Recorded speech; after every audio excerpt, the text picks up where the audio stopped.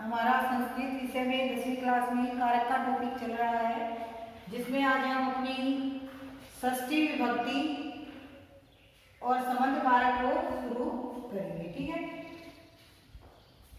संबंध कारक कौन सा होता है? जिसमें क्रिया का किसी से संबंध स्थापित होता है। कर्ता का क्रिया से जो संबंध होता है उसे संबंध कारक कहते हैं। और संस्कृत व्याकरण में षष्ठी विभक्ति में जो पहला सूत्र है वो है षष्ठी शेषे। सूत्र है षष्ठी शेषे, ये हमारा पहला सूत्र है। इसका क्या मतलब है कि शेष बचे हुए में षष्ठी विभक्ति होती है। षष्ठी शेषे, शेषे मतलब जो शेष बच गए हैं उन शब्दों में षष्ठी विभक्ति होती है। शेष कौन बच गए? मान लीजिए जैसे हमने पढ़ा है कि संस्कृत व्याकरण में 6 ही कारक होते हैं, संबंध कारक को कारक नहीं माना है, लेकिन ऐसे शब्द जो उपपद विभक्तियों से बच जाते हैं, प्रथमा द्वितीया तृतीया चतुर्थी पंचमी और सप्तमी विभक्तियों के अलावा जो शब्द बच गए हैं उनमें हमें क्या करनी है? षष्ठी विभक्ति करनी है। ठीक है, इसको लिख लेते हैं नीचे। अर्थात जब किसी वाक्य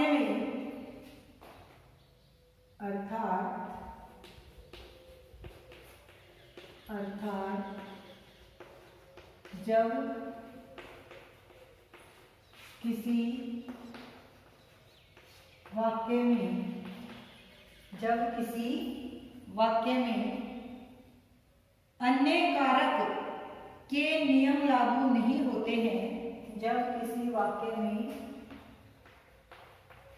अन्य कारक के या अन्य उपपद विभक्तियों के नियम लागू नहीं होते हैं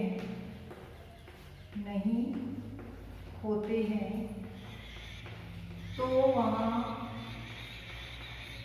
षष्ठी विभक्ति का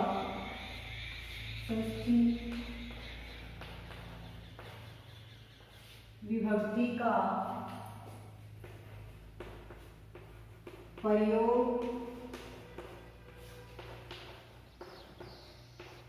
किया जाता है। यानी बाकी जो शब्द बच गए जिनमें पहली दूसरी तीसरी चतुर्थी पंचमी या सप्तमी विभक्ति हम नहीं करते, उन शब्दों में उन वाक्यों में हम षष्ठी विभक्ति का प्रयोग करते हैं। जैसे यह राम का विद्यालय है, पहला मानव उदाहरण क्या है? यह राम का विद्यालय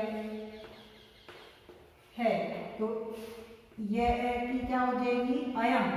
राम का रामस्य षष्ठी विभक्ति, विद्यालयम अयम रामस्य विद्यालयम अस्ति।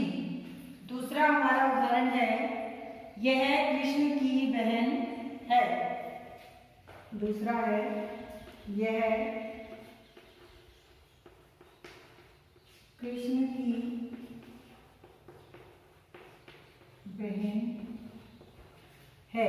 इसका क्या हो जाएगा? इयम, क्योंकि स्त्रीलिंग है, बहन है। वहां पे अयम हमने क्या, क्योंकि विद्यालय पुल्लिंग है, यहाँ पे इयम आया है क्योंकि ये स्त्रीलिंग है। इयम कृष्णस्य, इयम कृष्णस्य भगिनी, इयम कृष्णस्य भगिनी। तीसरा है यह मोहन की पुस्तक है, यह मोहन की। तीसरा हमारा उदाहरण है यह मोहन की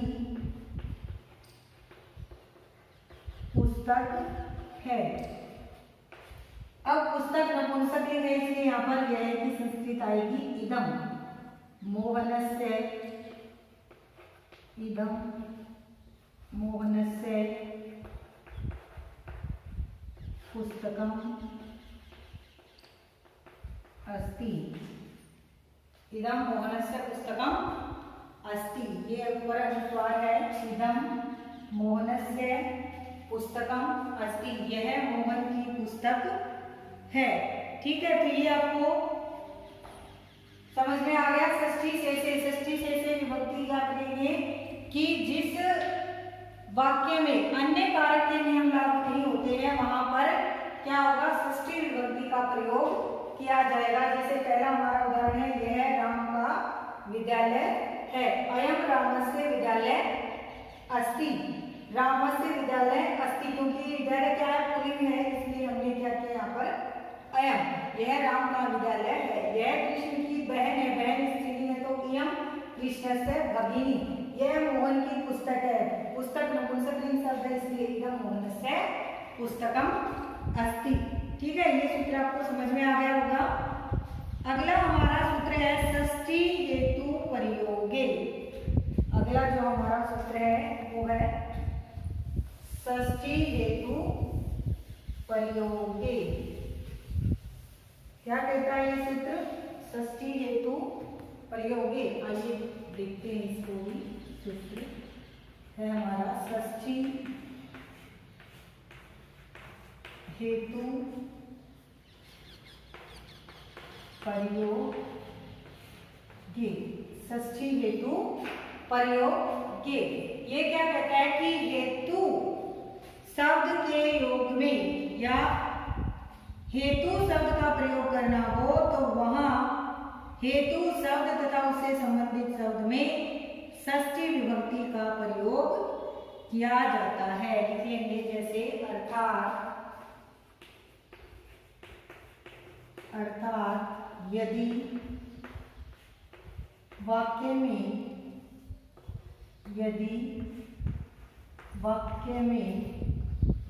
हेतु शब्द का प्रयोग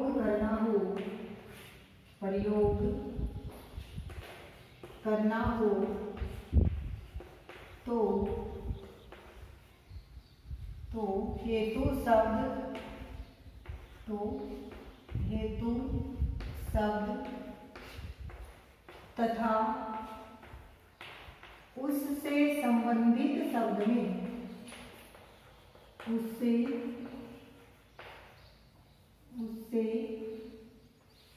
संबंधित यानी जो हेतु से संबंधित है उससे संबंधित शब्द में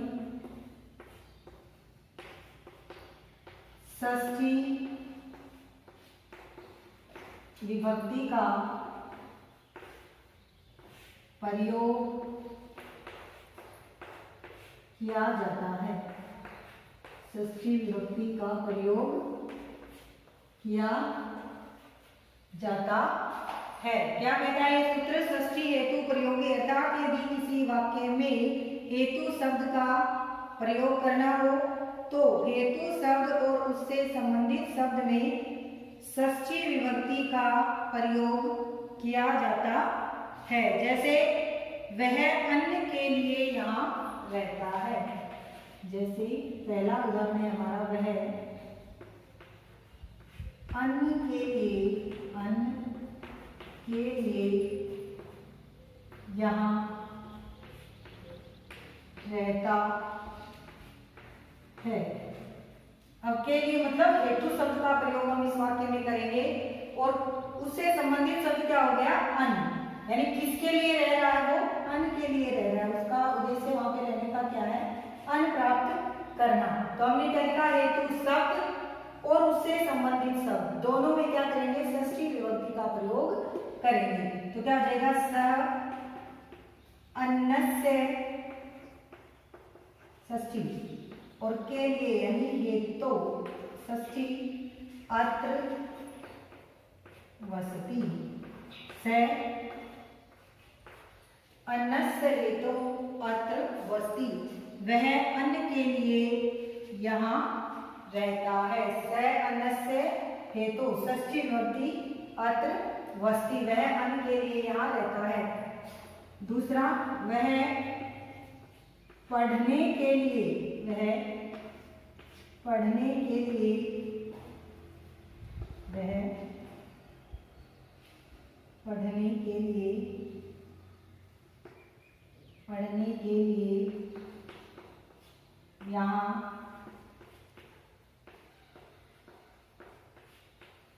रहता है। वह पढ़ने के लिए यहाँ रहता है तो क्या हो जाएगा? से पठनस्य हेतु, से पठनस्य हेतु अत्र वसति। वह पढ़ने के लिए यहाँ रहता है। से पठनस्य हेतु अत्र वसति। अब के लिए हमने शब्द किया हेतु प्रयोग में।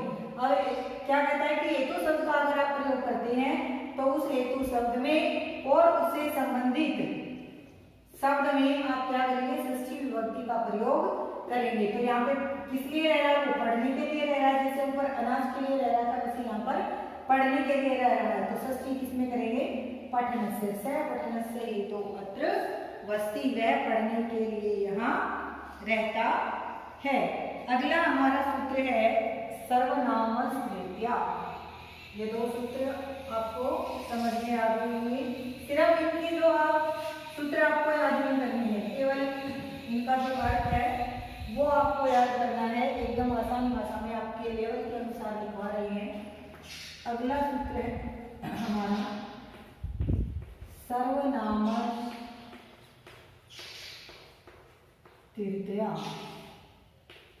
सर्वनामस्तृतीया च। सर्वनामस्तृतीया च। अब ये देखिए ये सूत्र क्या कहता है? हमने अभी लिखा ऊपर कि हेतु शब्द का अगर हम प्रयोग करते हैं तो हम उस हेतु शब्द में और उससे संबंधित शब्द में षष्ठी विभक्ति का प्रयोग करेंगे। लेकिन यहाँ पे ये सर्वनामस्तृतीया सूत्र क्या कहता है? क्या कहता है कि अर्थात हेतु शब्द, अर्थात हेतु शब्द। देखिए शब्द वही है हमारे पास, कौन सा? हेतु। लेकिन ये क्या कहता है कि यदि हेतु शब्द के साथ किसी सर्वनाम शब्द का प्रयोग किया जा रहा हो, हेतु शब्द के साथ, हेतु शब्द के साथ किसी सर्वनाम शब्द का, किसी सर्वनाम शब्द का प्रयोग किया जा रहा हो,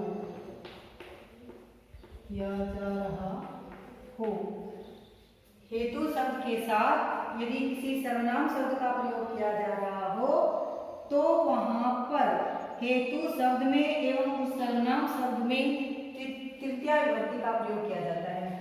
किया जा रहा हो तो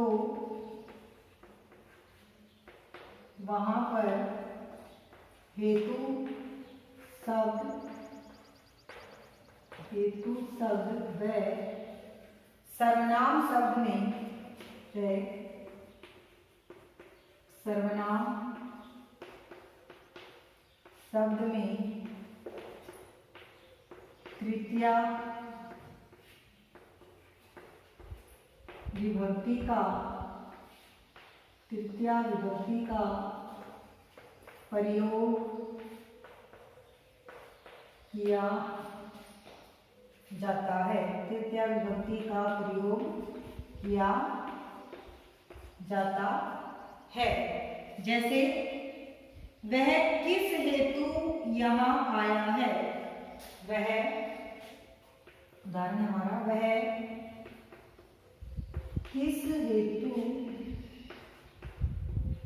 यहाँ आया है। अब देखिए यहाँ पर हमारा सर्वनाम शब्द प्रयोग हो रहा है कि वह किस हेतु यहाँ आया है, तो क्या हो जाएगा? स केन हेतुना अत्र आगच्छत्। स है केन हेतुना अत्र आगच्छत्। से केन हेतुना अत्र आगच्छत्। क्योंकि किस जो हमारा यानी अन्न के लिए आता है, पढ़ने के लिए आता है, वो कुछ नहीं पता हमें, और उसके लिए हमारे पास क्या दे दिया है? सर्वनाम शब्द दे दिया। सर्वनाम शब्द क्या होते हैं? जो संज्ञा के स्थान पर प्रयोग होते हैं उन्हें हम सर्वनाम कहते हैं। तो यहाँ पर हमें संज्ञा शब्द न देकर क्या दे दिया गया, सर्वनाम शब्द दे दिया गया। और हमने क्या लिखा कि यदि हेतु शब्द सर्वनाम के साथ आता है तो उस सर्वनाम शब्द में और हेतु शब्द में तृतीया विभक्ति का प्रयोग किया जाता है। स के हेतुना अत्र आगच्छत, वह किस हेतु यहाँ आया है। ठीक है, अगला सूत्र जो हमारा है कर्तृकर्मणो कृतिः। ये ध्यान में रखना है कि अगर हेतु शब्द सर्वनाम के साथ आता है तो वहां पर हमें दोनों में तृतीया विभक्ति करनी होती है। अगला हमारा सूत्र है कर्तृकर्मणो कृतिः। अगला हमारा सूत्र है कर्तृकर्मणो कृतिः।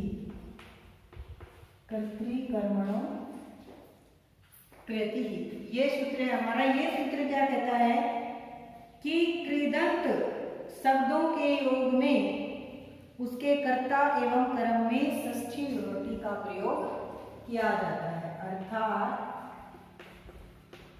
कृदंत शब्दों के योग में, शब्दों के योग में अनुक्त कर्ता यानी जो उसको करने वाला है, अनुक्त कर्ता व कर्म में षष्ठी विभक्ति का, षष्ठी विभक्ति का प्रयोग किया जाता है। क्या कहता है सूत्र कि कृदंत शब्दों के योग में अनुक्त कर्ता व उसके कर्म में षष्ठी विभक्ति का प्रयोग किया जाता है। जैसे जगत का कर्ता परमेश्वर है, उदाहरण है हमारा जगत का कर्ता, जगत का कर्ता परमेश्वर है, जगत का कर्ता परमेश्वर है। तो क्या हो जाएगा, कृदंत धातु है तो क्या हो जाएगा, जगतः षष्ठी विभक्ति में बनेगा जगतः कर्ता परमेश्वर, जगतः कर्ता परमेश्वर, जगतः कर्ता परमेश्वर। कृदंत धातु कौन से होते हैं या कृदंत शब्द कौन से होते हैं जो संज्ञा या सर्वनाम से बनते हैं। कृदंत कौन से होते हैं जो संज्ञा या सर्वनाम से शब्द रूप बनते हैं, वो क्या होते हैं, कृदंत शब्द होते हैं। ठीक है, हमारे संज्ञा शब्दों को और सर्वनाम शब्दों को क्या बोलते हैं, कृदंत शब्द बोलते हैं। ठीक है, अगला हमारा सूत्र है वो है अधिगर्तदेशाम कर्मणि, अधिगर्तदेशाम कर्मणि। अगला सूत्र है हमारा अधिगर्तदेशाम कर्मणि। ये सूत्र क्या कहता है कि यदि इक धातु के समान अर्थ वाली धातु अर्थात खेद पूर्वक स्मरणार्थक धातु लिखेंगे, अर्थात अधिपूर्वक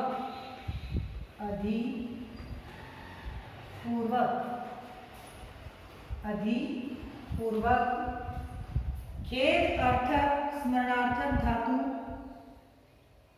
अधिपूर्वक इक धातु के समान अर्थ वाला, अधिपूर्वक इक धातु के समान अर्थ वाला, मतलब खेद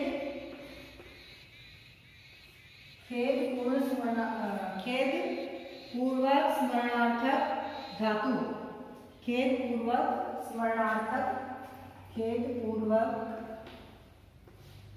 स्मरणार्थक धातु कौन सी होती है? एक धातु के समानार्थक वाली, यानी खेदपूर्वक जिसमें याद किया जाता है। और दय धातु और इस धातु के योग में, और दय धातु इस धातु, दय धातु इस धातु के योग में, इस धातु के योग में 3 धातुएं इसमें हमें दी गई है। कौन सी? एक दय और इस धातु के योग में इनके कर्मवाचक शब्द में षष्ठी विभक्ति का प्रयोग किया जाता है। कि योग में इनके कर्मवाचक, यानी जो कर्म को बताते हैं, कर्मवाचक शब्द में, कर्मवाचक शब्द में षष्ठी विभक्ति का, षष्ठी विभक्ति का प्रयोग किया जाता है। ठीक है, 3 धातुएं दी गई हैं। कौन सी? इक, इस और दय। उदाहरण देखिए, जैसे पहला है, बालक माता को याद करता है। पहला हमारा उदाहरण है, बालक माता को याद करता है। कौन याद करता है? बालक। तो क्या हो जाएगा? बालका।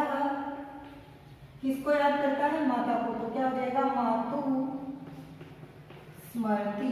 बालक है, मातु स्मृति। बालक माता को याद करता है। षष्ठी किसमें की हमने? माता को, माता में, क्योंकि वो किसको याद कर रहा है? किसके प्रति खेद प्रकट कर रहा है? माँ के प्रति। तो क्या हो जाएगा? षष्ठी विभक्ति करेंगे हम माँ में। किसमें? माँ में। और षष्ठी विभक्ति मातृ शब्द का क्या बनता है? मातु। दूसरा उदाहरण देखिए, वह घी का उपयोग करता है। वह घी का उपयोग करता है, या वह घी का दान करता है। वह घी का दान करता है। तो क्या हो जाएगा? स घी की का, यानी दान कर रहा है। किसका कर रहा है? घी का। यानी दे धातु किसके लिए आई है? घी के लिए। तो षष्ठी हम किसमें करेंगे? घी में। क्या हो जाएगा? स धृतस्य दयते। स धृतस्य दयते, वह घी का दान करता है। स धृतस्य दयते। ईश्वर संसार पर शासन करता है। ईश्वर संसार पर शासन करता है। तीसरा हमारा उदाहरण क्या है? ईश्वर संसार पर शासन करता है। ईश्वर संसार पर शासन करता है। क्या हो जाएगा? ईश्वर है संसारस्य, क्योंकि किस पे करता है यार? संसार पे। तो षष्ठी किसकी होगी? संसार की। ईश्वर संसारस्य इष्टे, शासन करता है। ईश्वर संसारस्य इष्टे, ईश्वर संसार पर शासन करता है। और देखिए उदाहरण, जैसे राम बालिका पर दया करता है। क्या है वो? राम बालिका पर दया करता है। तो क्या हो जाएगा? राम बालिकाया दयति। क्या हो जाएगा? राम बालिका पर दया करता है। तो क्या हो जाएगा? राम है, किस पे दया कर रहा है? बालिका पर। तो षष्ठी किसमें करेंगे हम? बालिका में। क्या हो जाएगा? बालिकाया। बालिका का षष्ठी में बनेगा बालिकाया, जैसे रमाया लताया दयति। एक वचन है तो क्रिया भी एक वचन की होगी। क्या होगा? रामे बालिकाया दयति, रामे बालिकाया दयति। ठीक है, ये हमारा हो गया अधिगत के सूत्र का उदाहरण।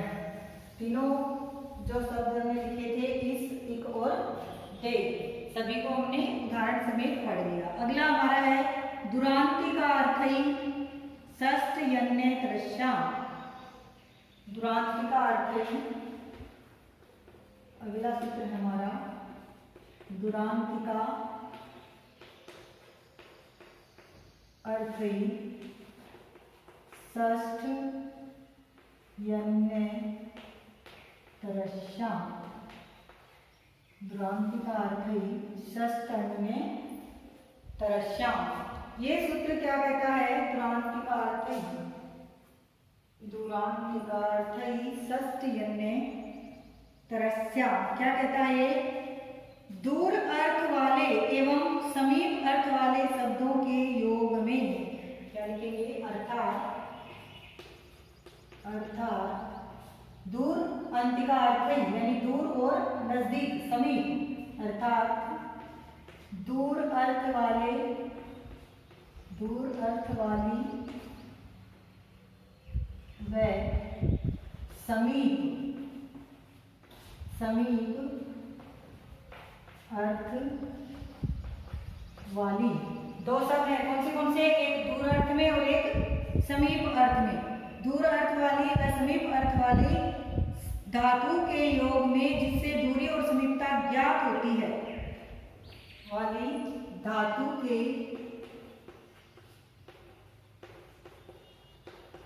योग में जिससे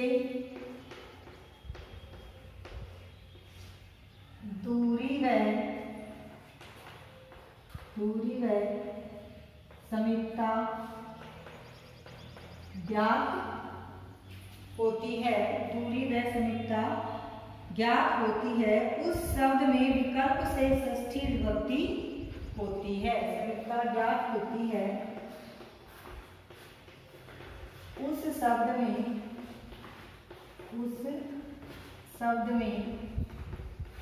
विकल्प से षष्ठी विभक्ति